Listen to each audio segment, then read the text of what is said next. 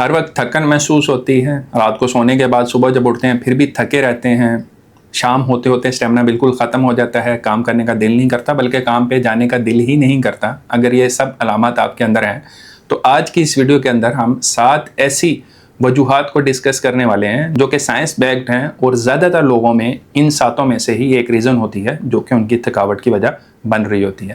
ان 7 وجوہات کو بھی ڈسکس کریں گے، ان کو آپ نے کیسے تشخیص کرنا ہے اس کے بارے میں بات کریں گے، اور اس کے حل کے بارے میں بھی بات کریں گے۔ سب سے پہلی جو کامن وجہ ہوتی ہے زیادہ تر لوگوں میں تھکاوٹ کی، وہ خون کی کمی یا انیمیا جس کو ہم کہتے ہیں وہ ہوتی ہے، خاص طور پر خواتین کے اندر آئرن ڈیفیشنسی یا پھر فولاد کی کمی یا وائٹامن B12 کی کمی۔ یہ 3 امپورٹنٹ جو ہیں وہ جز ہوتے ہیں ہمارے خون کے۔ اگر ان میں سے کسی ایک کی بھی کمی ہو تو اس کی وجہ سے خون کی کمی ہو جاتی ہے۔ اگر خون کی کمی ہوگی تو اس سے تھکاوٹ ہوتی ہے، چکر آتے ہیں، تھوڑا بہت چلنے پہ سانس پھول جاتا ہے، دل کی دھڑکن تیز ہو جاتی ہے۔ سیکنڈ جو ریزن ہو سکتی ہے تھکاوٹ کی، جو کہ اگین یہ خواتین کے اندر کافی زیادہ کامن ہوتی ہے، وہ ہوتے ہیں تھائرائیڈ کے پرابلمس۔ تھائرائیڈ جو ہے وہ اس کو ہم اردو میں گلڑ کہتے ہیں۔ یہ ہمارے گردن کے اندر ایک گلینڈ ہوتا ہے جو کہ ایک بہت ہی امپورٹنٹ ہارمون ریلیز کرتا ہے۔ یہ ہارمون ہماری باڈی کے اوورآل میٹابولزم کے لیے بہت ضروری ہوتا ہے، اور بچوں کے اندر اس ہارمون کا دماغ کی ڈیولپمنٹ میں بہت اہم کردار ہوتا ہے۔ اگر اس ہارمون کی کمی ہو جائے یا زیادتی ہو جائے، دونوں صورتوں میں ہی کافی سارے پرابلمس ہوتے ہیں۔ جن لوگوں میں کمی ہوتی ہے وہ جلد کی خشکی کا، دھڑکن کے کم ہونے کا، ٹھنڈک کے زیادہ احساس کا، قبض جیسے مسائل کی شکایت کرتے ہیں، اور جن لوگوں میں اس کی زیادتی ہو جاتی ہے وہ دھڑکن کی تیزی کا، پسینے زیادہ آنے کا، گرمی زیادہ لگنے کا اور وزن کے کم ہونے کی شکایت کرتے ہیں۔ تو اگر ان میں سے کوئی بھی علامات کے ساتھ ساتھ کسی شخص کو تھکاوٹ بھی ہو رہی ہے تو اس کی وجہ تھائرائیڈ ہو سکتی ہے۔ تھرڈ ریزن جو کہ بہت ہی کامن ہوتی جا رہی ہے وہ ڈائبٹیز یا پری ڈائبٹیز ہے۔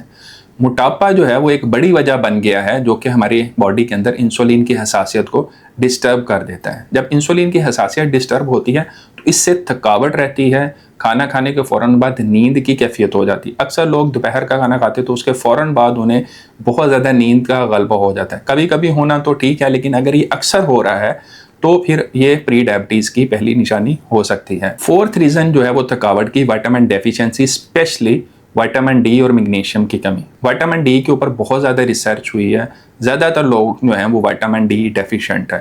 میرے پاس کلینک میں جتنے بھی مریض آ رہے ہوتے ہیں، جب ہم ان کا وائٹامن ڈی کا ٹیسٹ کرواتے ہیں تو 90% سے زیادہ لوگوں میں وائٹامن ڈی کی کمی ہوتی ہے، اور زیادہ تر لوگوں میں بہت سیویئر کمی ہوتی ہے۔ اس کے علاوہ جو میگنیشیم ہے اس کی کمی کو چیک کرنے کے لیے کوئی پراپر ٹیسٹ نہیں ہے۔ اس کے لیے اگر ہم بلڈ ٹیسٹ کرواتے ہیں تو وہ اکثر نارمل آتا ہے، لیکن میگنیشیم زیادہ تر 90% تک ہڈیوں کے اندر ہوتا ہے، تو اس لیے ہم میگنیشیم کا لیول صحیح طرح سے چیک نہیں کر پاتے۔ تو زیادہ تر لوگ جو ہیں وائٹامن ڈی کی کمی یا میگنیشیم کی کمی کا شکار ہوتے ہیں، اور پھر ان لوگوں کے اندر تھکاوٹ کے علاوہ پٹھوں کے کھچاؤ، ہڈیوں میں درد جیسے مسائل پائے جاتے ہیں۔ ففتھ ریزن جو ہے وہ سلیپ پرابلمس ہوتے ہیں۔ اکثر لوگ جو ہیں وہ 6 سے 8 گھنٹے پراپر صحیح طرح سے سوتے ہیں، لیکن صبح اٹھتے ہیں تو تھکاوٹ ہوتی ہے، خاص طور پر وہ لوگ جن کا وزن زیادہ ہے۔ ایسے لوگوں میں ایک پرابلم ہوتا ہے جس کو ہم سلیپ ایپنیا کہتے ہیں۔ اس کو ڈیٹیکٹ کرنے کا بہت آسان طریقہ ہے کہ اگر آپ اپنے پارٹنر سے یا اپنے گھر والوں سے یہ پوچھیں کہ جب میں سوتا ہوں تو کہیں رات کو زیادہ خراٹے تو نہیں لیتا۔ اگر آپ بہت زیادہ رات کو خراٹے لیتے ہیں اور ہر روز ایسا ہوتا ہے تو آپ کی سلیپ کے اندر پرابلم ہے، آپ کو سلیپ ایپنیا کا پرابلم ہو سکتا ہے، خاص طور پر وہ لوگ جن کو موٹاپے کا بھی پرابلم ہے۔ تو ایسے لوگوں کی جو سلیپ کی کوالٹی ہوتی ہے وہ بہت ہی بری ہوتی ہے، کیونکہ آپ 4 گھنٹے بھی سوئیں، اگر آپ ڈیپ سلیپ میں جاتے ہیں تو فریش اٹھیں گے، لیکن اگر آپ 10-12 گھنٹے بھی سو لیں اور آپ کی سلیپ ڈسٹربڈ ہے تو پھر آپ کو اس سلیپ سے کوئی خاطر خواہ فائدہ نہیں ہوتا۔ کچھ لوگوں کی تو خیر نیند کی کوانٹٹی ہی کم ہوتی ہے، وہ دن میں 6 گھنٹے سے کم سوتے ہیں۔ اگر آپ مسلسل 6 گھنٹے سے کم سوتے ہیں تو پھر اس کی وجہ سے آپ کی باڈی کے اوپر کافی زیادہ نیگیٹو اثرات ہوتے ہیں، جن میں سے ایک جو ہے وہ تھکاوٹ یا کمزوری کی شکل میں، نکاہت کی شکل میں نظر آتا ہے۔ 6 ریزن کی بات کریں تو بہت کامن ہوتی جا رہی ہے، وہ ہے جگر کی چربی۔ ہر 4 میں سے ایک شخص جگر کی چربی کا شکار ہے، اور ان میں سے زیادہ تر لوگوں کو اس کے بارے میں معلوم ہی نہیں ہے۔ اگر آپ کو پیٹ کی دائیں طرف درد یا پھر بھاری پن محسوس ہوتا ہے، بہت تھکاوٹ رہتی ہے، پیٹ نکلا ہوا ہے، تو یہ جگر کی چربی کی نشانی ہو سکتی ہے۔ 7 ریزن جو کہ ہمارے معاشرے میں بہت تیزی سے کامن ہوتی جا رہی ہے وہ ہے سٹریس، انگزائٹی۔ اگر آپ بہت زیادہ پریشان رہتے ہیں، بہت زیادہ چیزوں کے بارے میں سوچتے ہیں، ظاہر ہے ہر بندہ ڈیفرنٹ حالات سے نبرد آزما ہوتا ہے، لیکن جو لوگ زیادہ سٹریس لیتے ہیں اس سے نہ صرف ان کی نیند متاثر ہوتی ہے بلکہ ان کی باقی کی زندگی بھی ساری کی ساری متاثر ہوتی ہے. ایسے لوگ بھی اکثر لو انرجی کی شکایت کرتے ہیں, تھکاوٹ کی شکایت کرتے ہیں. تو ہم نے یہ 7 ریزنز ڈسکس کر لی جو کہ تھکاوٹ کی وجہ بنتی ہیں. اب کچھ بیسک ٹیسٹ کے بارے میں بات کر لیتے ہیں جو کہ ہر اس شخص کو ضرور کروانے چاہیے جو کہ تھکاوٹ کا شکار رہتا ہے اور کافی عرصے سے اس کے بارے میں پریشان ہے. اس میں سے جو سب سے بیسک ہے وہ تو CBC ہے, جس سے ہم خون کی کمی کا پتہ چلا سکتے ہیں. اس کے بعد آپ نے اپنا الٹرا ساؤنڈ کروانا ہے پیٹ کی چربی کو چیک کرنے کے لیے.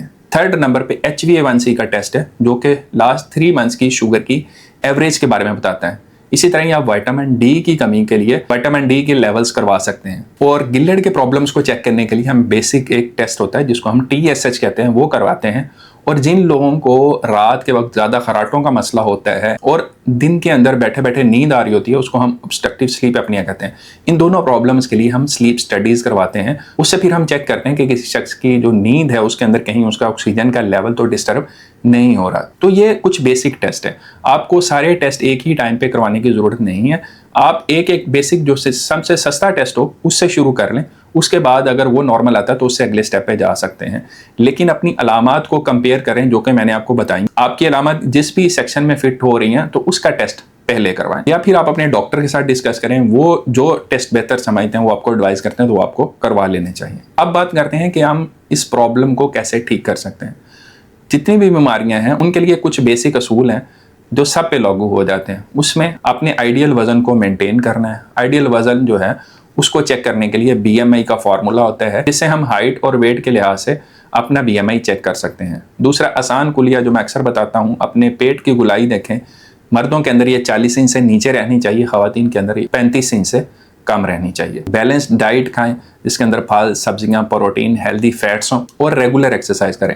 اکثر لوگوں کا خیال ہوتا ہے جن کو تھکاوٹ ہوتی ہے کہ ہم ملٹی وائٹامنس کا استعمال شروع کر دیں یا کسی خاص قسم کی ہربل دوائیوں کا استعمال کرنا شروع کر دیں جس سے جو ہے وہ ہمیں بہت انرجی مل جائے گی, تھکاوٹ ٹھیک ہو جائے گی. لیکن وہ اپنی جو ریزن ہوتی ہے, وجہ ہوتی ہے تھکاوٹ ہونے کی, اس کی تلاش میں نہیں جاتے, جس سے وہ اپنے پیسے بھی ضائع کرتے ہیں, اپنا ٹائم بھی ضائع کرتے ہیں اور پریشانی کا الگ شکار ہوتے ہیں. تو جو کرونک فٹیگ ہوتی ہے, مسلسل تھکاوٹ رہنا, یہ نارمل نہیں ہے. اس کو نارمل نہ لیں. اگر آپ مسلسل 4-6 مہینے سے تھکاوٹ کا شکار رہتے ہیں تو یہ بیسک ٹیسٹ ضرور کروائیں تاکہ آپ بھی انرجی سے فل بھرپور زندگی گزار سکیں. امید ہے اس ویڈیو سے آپ کو کافی یوزفل انفارمیشن ملی ہوگی. اگر ویڈیو اچھی لگی ہے تو اس کو لائک کریں, دوستوں کے ساتھ شیئر کریں. اس طرح کی مزید ویڈیوز کو دیکھنے کے لیے چینل کو سبسکرائب بھی کر لیں. اللہ آپ کو, آپ کے گھر والوں کو اور تمام اہل عیال کو اپنے حفظ و امان میں رکھے. اپنا بہت خیال رکھیے گا. اللہ حافظ.